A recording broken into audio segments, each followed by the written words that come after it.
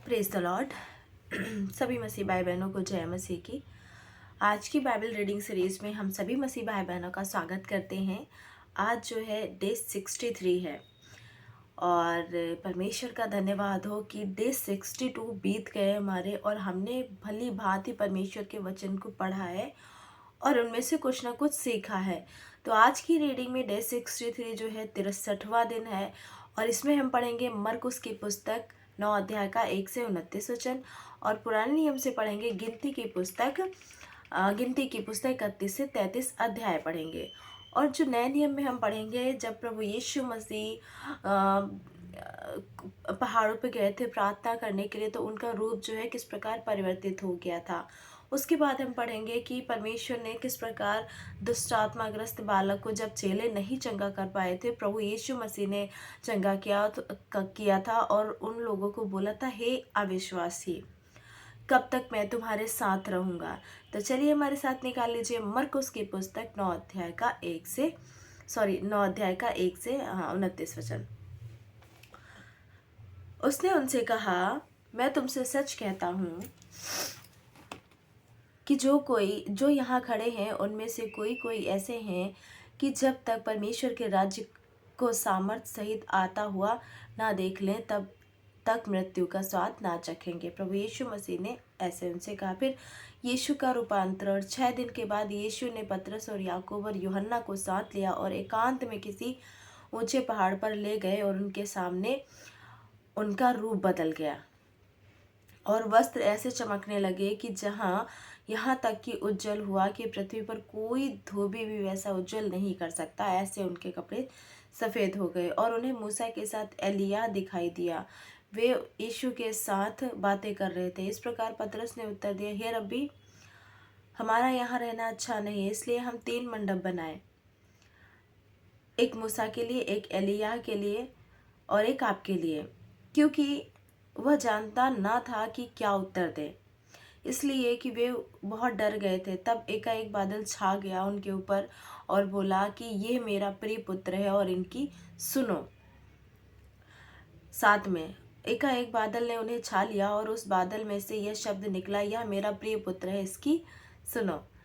तब उन्होंने एकाएक चारों ओर दृष्टि की और यीशु को छोड़ अपने साथ किसी को भी ना पाया।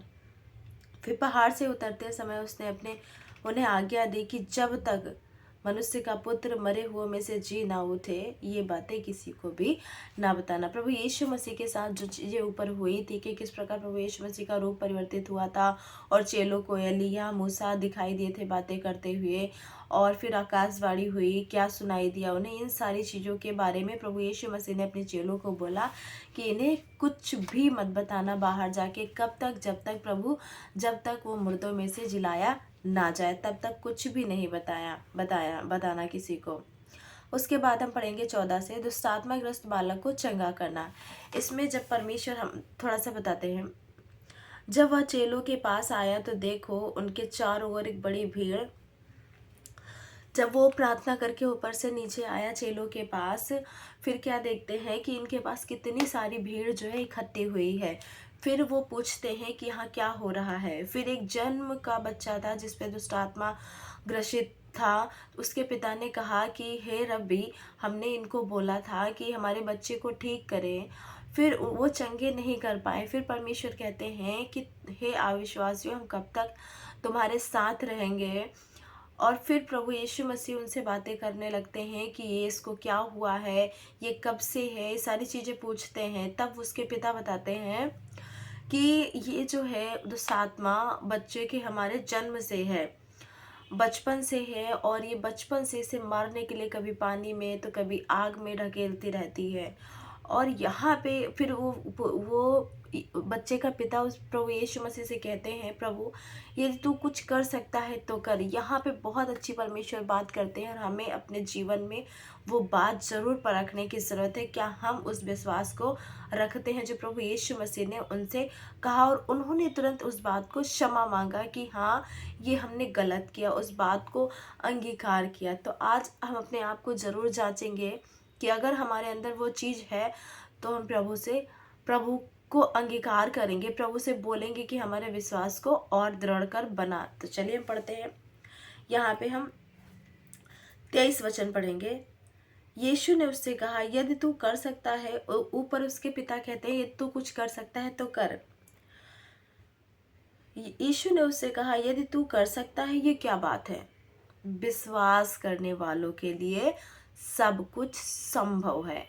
सब कुछ A to Z टोटली जो भी चाहिए, लेकिन हमारा विश्वास दृढ़ और मजबूत होना चाहिए, तब सब कुछ संभव है। आगे बढ़ेंगे। फिर उसके पिता क्या कहते हैं? बालक के पिता ने तुरंत गिड़गिड़ा कर कहा, हे प्रभु, मैं विश्वास करता हूँ, मेरे अविश्वास का उपाय कर। हालेलुया। अपनी गलती यहाँ पे उसे एक्सेप्ट हो गई कि हाँ, मैंने ये गलत काम किया है, और हमने विश्वास मतलब हमने जो है प्रभु यीशु मसीह को सामर्थ्यवान नहीं समझा, उनके ऊपर भरोसा नहीं किया, क्योंकि वो भी उसकी जो परिस्थिति होगी उस समय कि पता नहीं कितने ही लोगों को उसने दिखाया हो और सब जगह से उसने निराशा मिली हो उसको, तो उसने ये भी कह दिया होगा कि प्रभु कुछ भी कर सकता है तो कर दे, बस इसे ठीक कर दे। पर वो थोड़ा सा डगमगा गया कि मैं किसके पास आया हुआ हूँ। हमें अपने आप को जांचने की बहुत ज़्यादा ज़रूरत है कि प्रभु यीशु मसीह हमें प्यार करते हैं और हम प्रभु यीशु मसीह पे कैसा, हमारा जो विश्वास है वो कैसा है।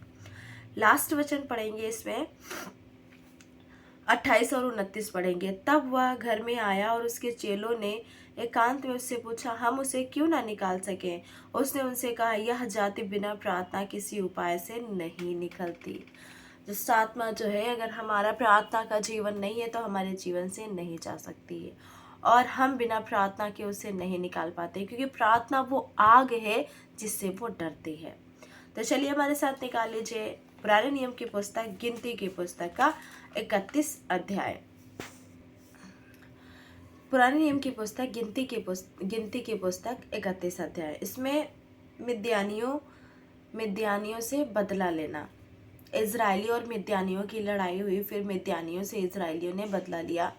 फिर यहोवा ने मूसा से कहा, मिद्यानियों से इजराइलियों का बदला ले, बात को तू अपने लोगों में जा मिलेगा। तब मूसा ने लोगों से कहा, अपने में से पुरुषों को युद्ध के लिए हथियार धारण कराओ, और वे मिद्यानियों पर चढ़कर उनसे यहोवा का बदला लें। इज़राइल के गोत्र, सब गोत्रों में से प्रत्येक गोत्र के 1,000 पुरुषों को युद्ध करने के लिए भेजो। तब इज़राइल के सब गोत्रों में से प्रत्येक गोत्र के 1,000 पुरुष चुने गए, अर्थात युद्ध के लिए हथियार बंद 12,000 पुरुष थे। हर गोत्र से 1,000 ले लिए गए, और फिर उसके बाद सारे गोत्र के लोगों को मिलकर सारे लोग तैयार होके लड़ाई करने के लिए गए थे। उसके बाद हम पढ़ेंगे सेना की वापसी। सब कुछ करके फिर वो जो है वापसी आ गए। उसके बाद जो उसमें लूट का बंटवारा हुआ था, जो वहाँ से लूट के लेके आए थे, उसमें क्या क्या मिला था उसका भी बंटवारा हुआ था। उसके बाद हम 32 में पढ़ेंगे, 2.5 गोत्र का यरदन के इसी नदी के पास रह जाना। इन लोगों ने जब देखा कि ये सब बहुत ही अच्छा है, यहाँ पे बहुत ही मतलब इंटरेस्टिंग है कि हाँ सब कुछ है यहाँ पे, तो उन लोगों ने मूसा से रिक्वेस्ट करी कि यहाँ पे जो हमने लूटा है जिस देश को, इस देश में हम बस जाते हैं। तो 2.5 गोत्र जो है यरदन के इसी पार, उस पार वो गए ही नहीं, कनान देश गए ही नहीं, इसी पार वो लोग बस गए। उसके बाद 33 में मिस्र से मोआब तक की यात्रा, मिस्र देश से किस प्रकार परमेश्वर मोआब देश तक लेके आए, उन सारी चीज़ों को इसमें डिटेलिंग से दिया हुआ है कि मतलब परमेश्वर किस प्रकार पानी दिया, खाना दिया, मांस दिया, वो कुड़कुड़ाते रहें फिर भी परमेश्वर उनके साथ बने रहें। फिर कनान देश पर आक्रमण के निर्देश, किस प्रकार परमेश्वर ने कनान देश को अपने जो है हक में करने के लिए परमेश्वर ने लड़ाई झगड़ा, बाद में उनको नियम पहले समझाए थे कि किस किस नियम से आप जाओगे। उसके बाद कनान देश की सीमाएं, कनान देश जो है उस पर जब आक्रमण करने के लिए परमेश्वर ने बोला था, तो बहुत ही ज़्यादा उनको समझा कर बोला था कि किस प्रकार हम, जिस प्रकार मैं बोलूँगा वही करना है। पढ़ेंगे एक बारी, कनान पर आक्रमण का निर्देश। फिर मुआब के अराबा में यरीहो के पास के यरदन तट नदी के तट पर यहोवा ने मूसा से कहा, इज़राइलियों को समझा कर कह, जब तुम यरदन पार होकर कनान देश में पहुंचो, तब उस देश के निवासियों को उनके देश से निकाल देना और उनके सब नक्काशीदार पत्थरों को और ढली मूर्तों को नष्ट करना और उनके सब पूजा के ऊंचे स्थान को ढा देना और उस देश को अपने अधिकार में लेकर उसमें निवास करना, क्योंकि मैंने उस देश को तुम्ही को दिया है। तुम उनके अधिकारी हो और तुम उस देश को चिट्ठी डालकर अपने कुलों के अनुसार बांट लेना। जैसे पिछली बार हुआ था कि जगह को चिट्ठी डाल के बांटा था, उसी प्रकार इसमें भी परमेश्वर ने बताया कि चिट्ठी डालना, कौन सा जगह गोत्र किस गोत्र के लिए कौन सी जगह और कितना स्पेस जो है कौन सी जगह के लिए किस गोत्र के लिए है। निकले उसी हाँ, और तुम उस देश को चिट्ठी डालकर अपने कुलों के अनुसार बांट लेना, अर्थात जो कुल अधिक वाले हैं उन्हें अधिक और थोड़े वाले हैं उनको थोड़ा भाग देना। जिस कुल की चिट्ठी जिस स्थान के लिए निकले उसी का भाग ठहरे, उस अपने पितरों के गोत्रों के अनुसार अपना अपना भाग लेना। परंतु यदि उस देश के निवासियों को अपने आगे से ना निकालोगे, तो उनमें से जिनको तुम उसमें पहले दोगे वे मानो तुम्हारी आंखों में कांटे और तुम्हारे पंजरों में कीले ठहरेंगे, और वे उस देश में जहाँ तुम बसोगे तुम्हें संकट में डालेंगे, और उनसे जैसा व्यवहार करने की मनसा मैंने की है वैसा ही तुमसे करूँगा।